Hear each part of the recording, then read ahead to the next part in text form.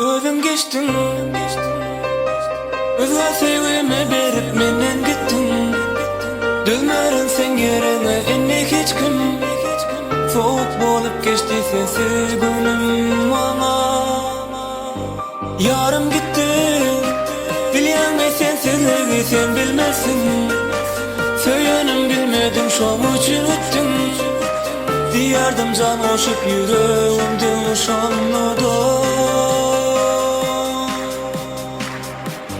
Men aydarım canım sana, seferdini durmuş bolar mı bana? Men aydarım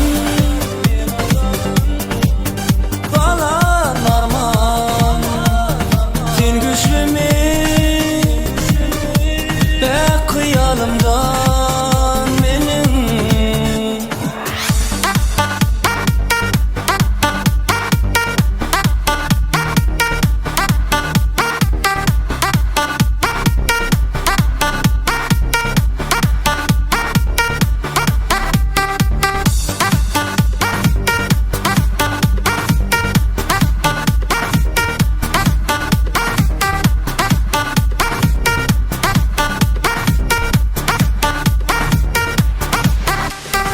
Yarım gittin, geçen günlerime ökünmerim.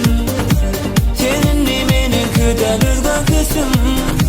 Salım var aydımım yürekte, canım var. Yarım gitti, geçen günlerime ökünmerim. Seninle meni küdeliz kesim. Salım var aydımım yürekte, canım var. Men aydarım canım